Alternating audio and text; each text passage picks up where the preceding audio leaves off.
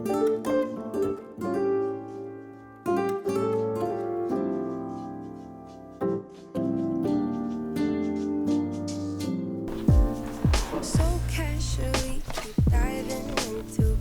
are you guys doing? Hello vlog. I took a few days off of vlogging, so I'm starting again today. It is Sunday. Duncan says hi. I'm heating up some leftovers from last night, and then I'm gonna go outside and plant my freaking garlic because I haven't done that yet, and I need to. I should have already, but it's warm, so I can do it now and pretend like I'm on the ball. So that's what we're gonna do. And I have about a million other things to do, and I'm not really sure what I'm gonna do next, but I will take you with me while I do it.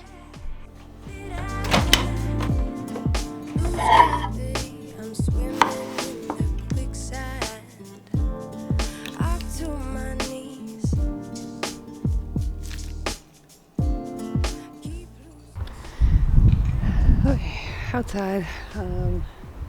I just have to decide where to put them because you have to leave garlic for so long, and I've been going back and forth over where I want to have that space taken up for, you know, the whole growing season next year. So I guess I'll make some decisions. This is the neighbor that is basically the noisiest neighbor I have. I guess cut down a piece of our tree and just threw it over the fence for us to deal with. I could have just asked. I would have done it. Jesus Christ. As usual, there's a bunch of garbage in the yard. We just cleaned it up a couple weeks ago, but it needs to be done again. So I'm going to do that while I'm out here. Figured I'd show you guys what's going on. This is the foxglove, which has just kind of been enduring through all the cold. My calendula has kind of been hanging in there and bouncing back every time it gets cold. See, this is actually a drumstick flower. I'm sort of hoping that this will come back next year. And the chamomile that I started from seed has also still been hanging in there. Every time we get these warm days, I keep hoping, oh good, maybe I can go steal some blooms. This spot gets a lot of sun, so the calendula has been hanging in there, so I may be able to actually harvest some of this at some point. And here in the cold frame, I have some kale popping up that I need to thin out. Some calendula in the corner there. And there's actually a little bit of chard sprouting as well. So this is my first attempt at doing a cold frame, like going into the winter. So we'll see if this actually works. Have some confused bachelor's buttons growing over here. I think that is actually, it looks like some violets too, some violas. I have Sweet William and columbines over here just hanging in there. Some chard. And I learned that chard is really good at infusing nutrients into your soil if it is poor soil. So I'm glad that I put this over here because this was kind of the crappier end of the bed that didn't get quite as much amendments. This is some yarrow. Hey little dude. This bed over here still has some onions sort of hanging in there and carrots that aren't really getting much bigger, so I may just leave them there, but I don't think I'll be able to pull up very much out of those. Okay, real quick, because I figure I got about another 5 minutes before all the neighbors come out to make me uncomfortable. So we have lavender and lavender there. My big time bed there is going to need a manicure. There's some snapdragons over there, and my sage, and a big old dinosaur kale bush back there. The verbena. All these poor plants are trying to come back, and they're all going to be screwed pretty soon. And then the thyme is looking beautiful, so I'm probably going to harvest a bunch of this today and dry it out. Got some decent looking oregano right there too. These poor poppies trying to come back and they're just going to get killed in the frost. I believe that's parsley. I didn't plant this here, but I'm pretty sure that that's parsley. It smells like parsley.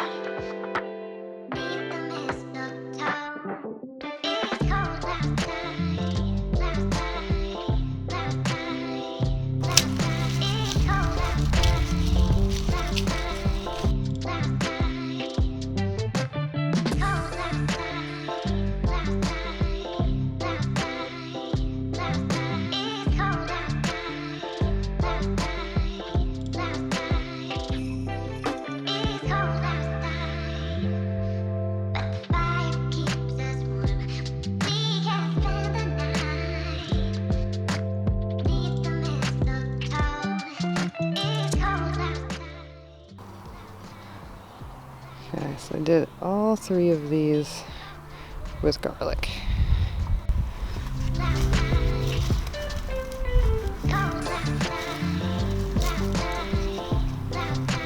Not bad for December, huh? Oh yeah. Oh, this is awesome. Ooh, white one.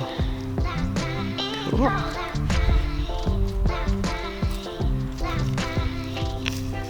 Oh shit. Sweet.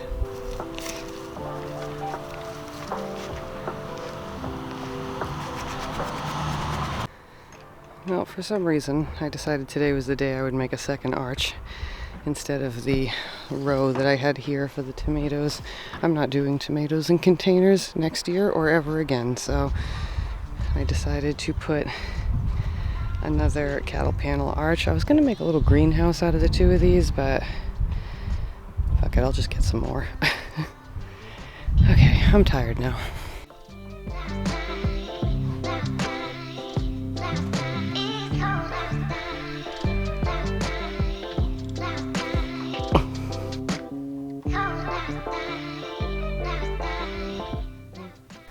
Oh shit. Aww. Cut up the carrots that I pulled earlier and they are so good. Like grocery store carrots are trash. Trash. Got some mini meatloafs made out of ground turkey that I made last night. Because your girl doesn't cook unless she's making 2 meals, because fuck cooking 2 nights in a row. I desperately need to water. So I'm going to try and get through that tonight, and I'm going to show you guys what's in my terrariums before we wrap up this vlog.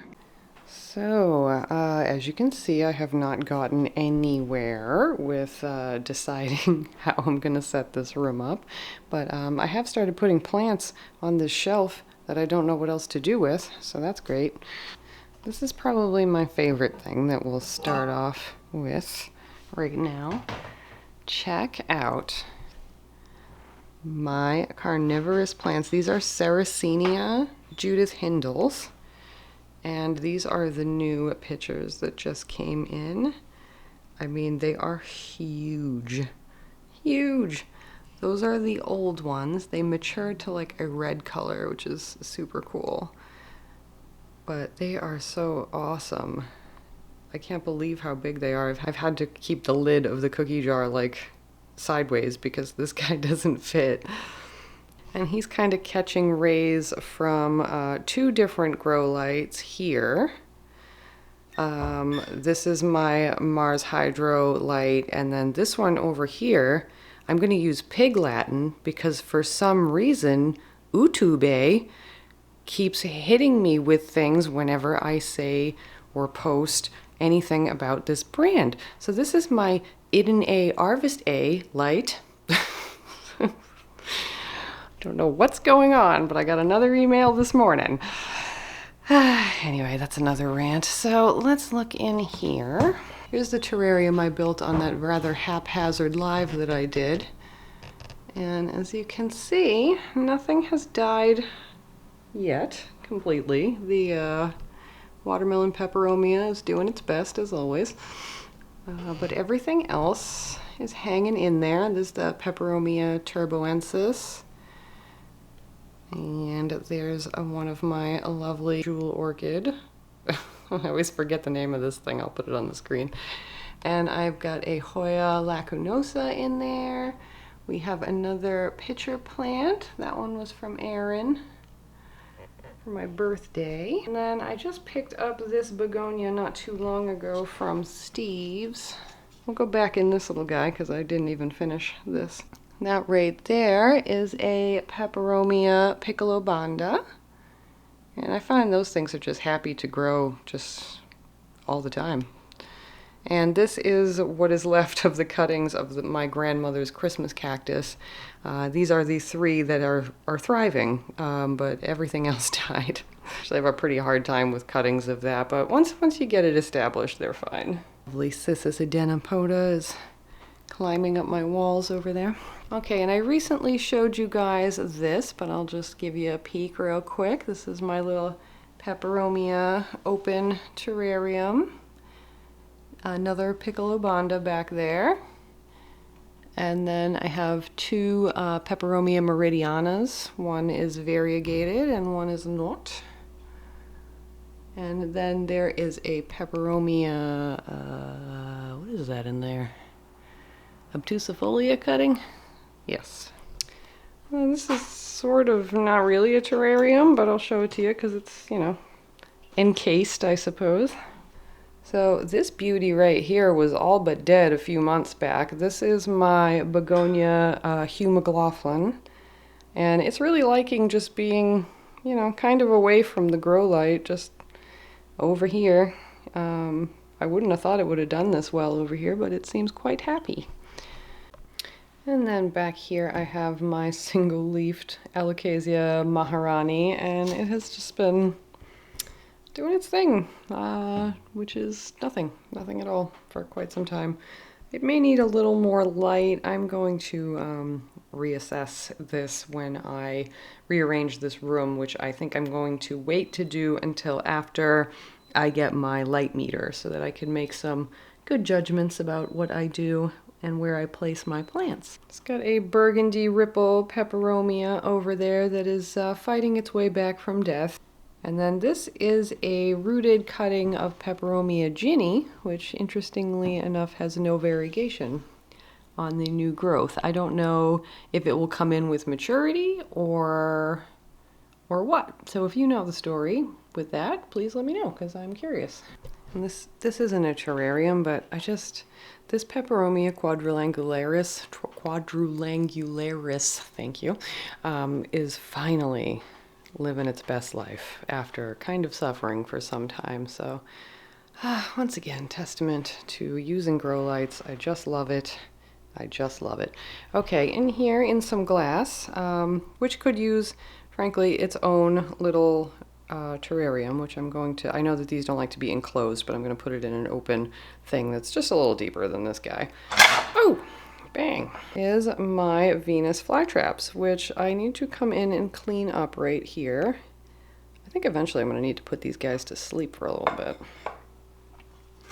But they have just been going all year long since I got it, and I would just like to say to everyone that swore up and down I couldn't keep these indoors that I'm doing it. They're indoors. They're still alive. I know I gotta clean some up, but they're fine. They're fine. See? Those little red mouths? They're happy. Happy. And I have no fungus gnats anywhere in my house. I dare you to find one. So I gotta like balance this like that, which is fine because I don't want to have this entirely sealed off anyway. Yeah, she's a doozy in there. Okay, and in another just open cookie jar here, I have a little bit of my Hoya. I I have a little piece of Hoya sigillatus in here. I have a couple pieces of these in various mosses, just in case one didn't do so good. I have this little tray of various Kalanchoes. I love that little guy there. This came from Lyra. She sent this up to me. I'm pretty sure this is a Royal Queen cutting right here that I took off of this mama over here. And then I have a little Philodendron Brantianum cutting, and I think this is a little Micans, just a little Micans thing that fell off that I threw in here. Excuse me, sir. This just lives right in there under a little clampy grow light that I got off Amazon. And anything that I use, I generally keep in my Amazon store. So if you guys wanted to use that, that is always available to you in the drop box down below, the description box, the D box. Just check in on this beautiful albo leaf one more time. Who am I kidding? I'll probably make you check in on that all the time. Another sigillatus globe over here. So here's a slightly unhappy terrarium, not entirely, but over here this Peperomia Meridiana is getting way too much light, so I need to pull that guy out of there. But this pitcher plant is having some yellowing issues. I think I slightly overwatered it, and it also could probably use some nutrients. Obviously it doesn't get a whole heck of a lot of bugs in my house, so I just ordered it some fish food so that I can feed it. There is a new one. There's a new one coming right there, so hopefully that's my in if these guys back here are too far gone, which they look like they are. Peperomia metallica in there, and another Ginny cutting back there. A little bit of Hoya criticii in there, also probably getting a little too much light. So that guy needs a little help. I gotta sit down with that terrarium and take care of its needs. Check out my Peru. Things going crazy right now. And then I did recently show you guys the teddy bear vine down here in the moss globe. And I will show you. This isn't really a terrarium, but it kind of is. Same concept. That we have some new growth on the Philodendron lupinum, whatever it is, that Kaylee sent me. Sir. So I'm very pleased that I have yet to kill that. That is also under just a little clip light, which does just fine. And then that terrarium is just under two Harvest A. You know what I'm saying. It's under those lights. You can look those up on the internet because I'm not allowed to link to them either. And then I have my Hartley Fern under glass in here because it just doesn't tolerate sharing oxygen with humans, which is fine. So it just stays under there. I barely water it. I barely touch it. This is a north-facing window, so it gets pretty low light, and it just lives its best life in there, and that's fine. This guy was recently reclassified, and I will put the new name on the screen, but it is formally a Peperomia, and it was definitely dying before I put it into the magic cookie jar. Sorry about the light, guys. Duncan, I will be with you in a minute. So this guy's growing like crazy over here and just starting to get its pretty variegation back. They actually call this a watermelon begonia vine.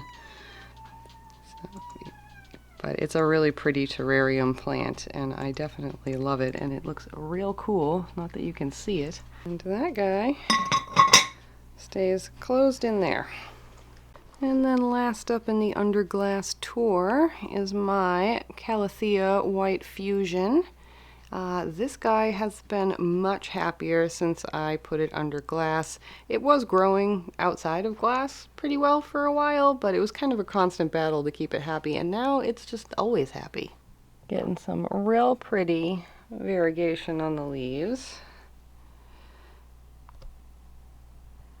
And I haven't had any pest pressure or problems or anything with this since I put it under here. So this actually had died all the way back to the dirt. There was nothing.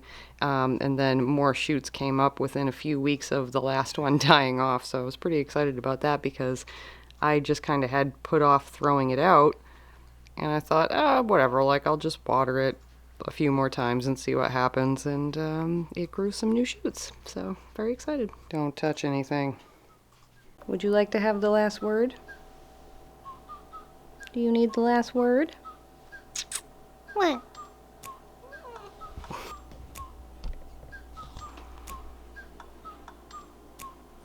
Ride with me if you ride with me, you can slide with me if you feel like 550 on the 5 sticky, come get high with me, that's a deal, right?